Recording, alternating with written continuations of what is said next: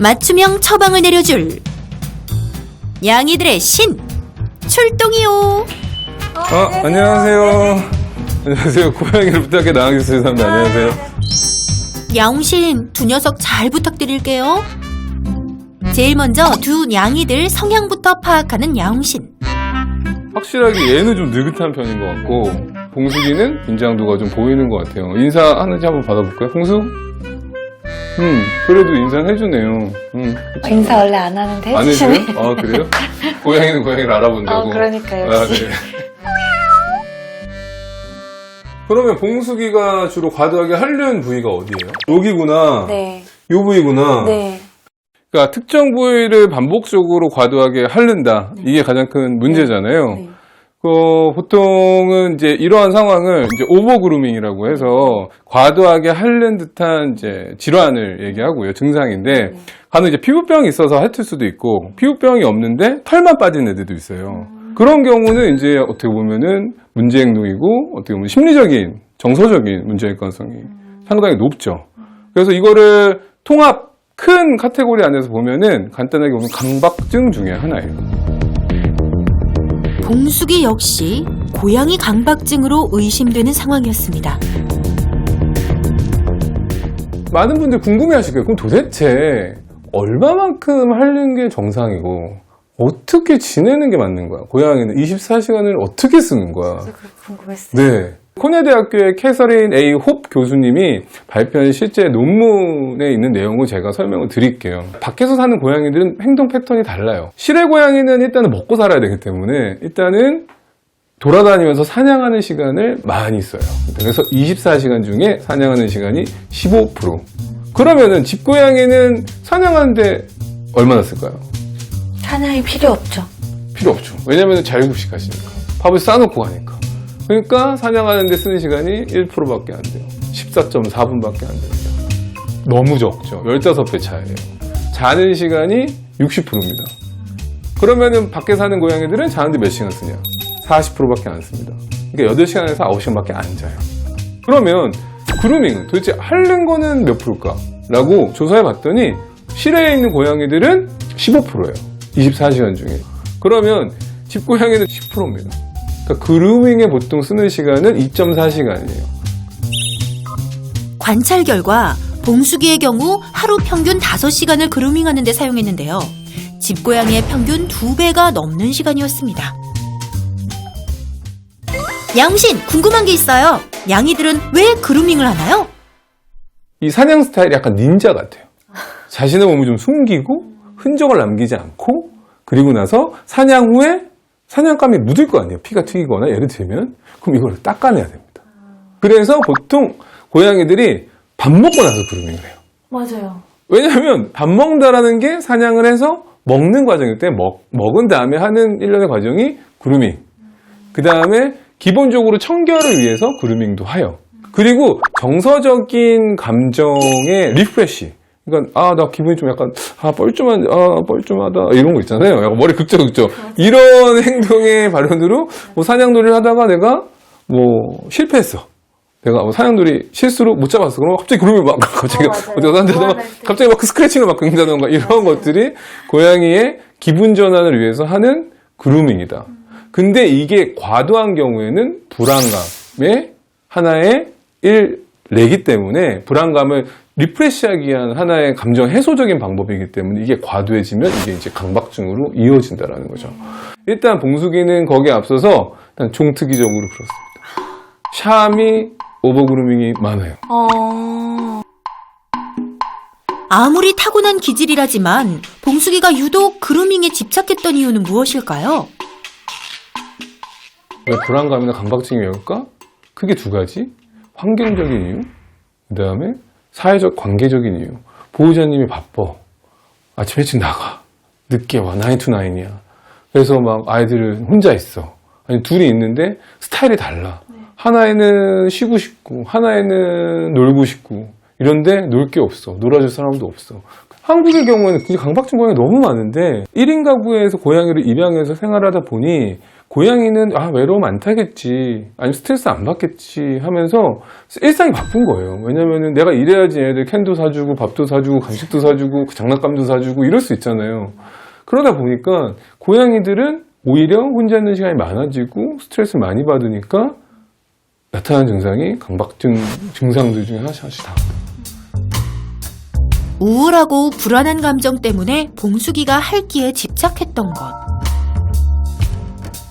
그렇다면 삐비는 어떤 이유로 점점 그루밍이 심해지고 있는 걸까? 얘는 자기 먹지도 않을 거면서 와서 회방해놓고 조금 먹다 그냥 가버리고. 그러니까 자꾸 얘가 쉬고 있는데 올라가서 불편하게 하고. 얘가 지금 동시에 그루밍을 하지만 얘가 하는 그루밍과 얘가 하는 그루밍은 정서가 달라요. 삐비가 하는 경우는 이게 감정적인 리프레시를 위해서, 감정적인 내 감정을 위로하기 위해서 하는 그루밍인 거죠, 조금은. 그리고 계속 눈치를 봐요. 그러니까 보통 얘가 여기서 자신감이 있다면 얘를 쳐다보진 않아요. 근데 항상 먹을 게 앞에 있는데 얘 한번 봤다가 그루밍 한번 다시 보죠. 봤다가 그루밍, 항상 신경을 쓰는 거죠. 되게 나쁜 사이는 아니에요. 나쁜 사이는 아닌데 이러한 것들이 피비한테도 스트레스 주는 거죠. 봉숙이는 외롭고 심심해 삐비랑 놀고 싶어 핥은 거지만 성격이 느긋하고 혼자 놀기 좋아하는 삐비는 놀자고 귀찮게 하는 봉숙이 때문에 스트레스를 받아서 그루밍이 심해지기 시작했다는 것. 할기에도 단순하게 핥는 거, 털이 빠질처럼 핥는 거, 무는 거, 씹는 거, 그 다음에 털을 뽑는 것까지 있다라고 했어요. 그 외에 심한 애들은 이물을 먹거나 비닐을 먹어서,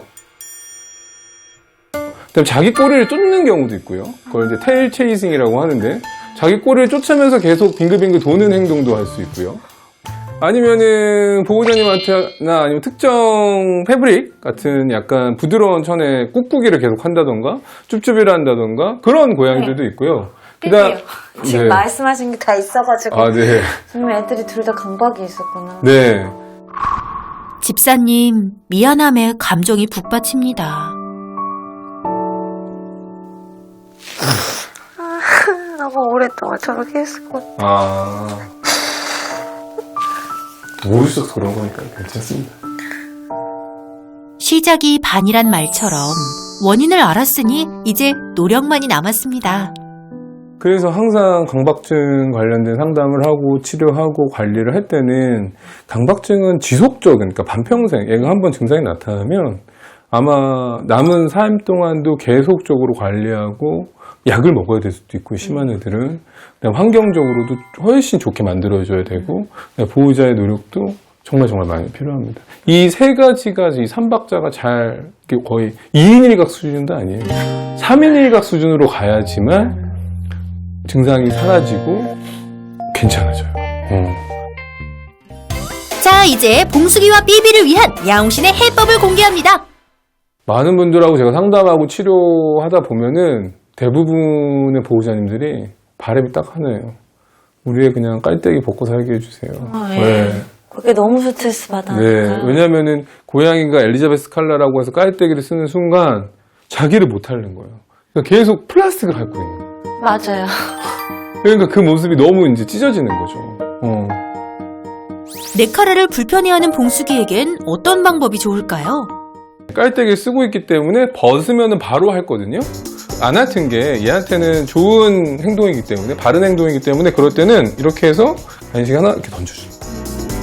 그러니까 잘했어 라는 인식을 주는 거예요. 네가 이만큼 핥지 않았기 때문에 괜찮은 거야. 보상이 있고요. 이런 가벼운 먹는 거에 대한 보상이 있고, 아니면은 지금 봉숙이 같은 경우는 스킨십 좋아해서 운동에 스킨십을 해줘도 되고요. 잘했다라고 해줘도 되고요.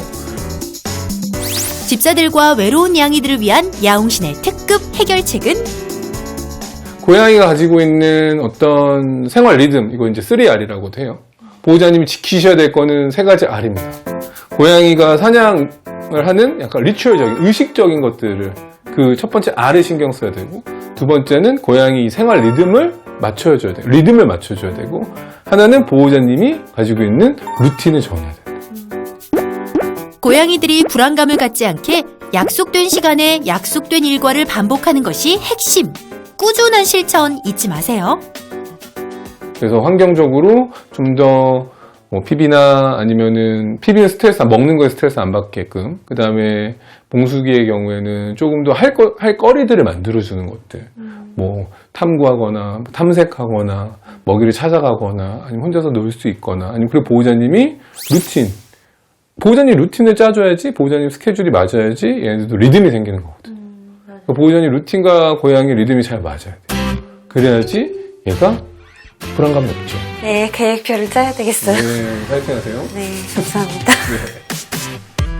그리고 환경 솔루션의 첫 단계, 화장실을 분리해 줄 텐데요. 영역을 나눠 배치하는 것이 양이들의 긴장도를 낮추는 데 도움이 된다는 거, 이젠 다 아시죠? 또한 외부 자극과 가까운 창가 쪽에 캣타워를 두어 양이들이 심심할 틈을 주지 마세요. 새로운 위치가 마음에 들었는지 봉숙이 삐비에게 인기 폭발인데요.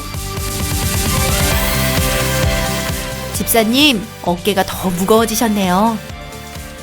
그냥 저는 크게 바라는 건 없고요. 셋이서 건강하게 더 이제 편할 수 있도록 조금 제가 더 배려를 해야 되겠다 생각을 했어요. 그리고 조금 더 공간도 넓게 하고 같이 각각의 사람처럼 성향이 있는 거니까 성향에 맞춰서 놀이도 하고 재밌게 살아가면 될 것 같아요. 후회 없게 언제든. 네. 집사님, 양이들의 마음을 알았으니 이제 좋아질 일만 남았네요. 잘 부탁드립니다.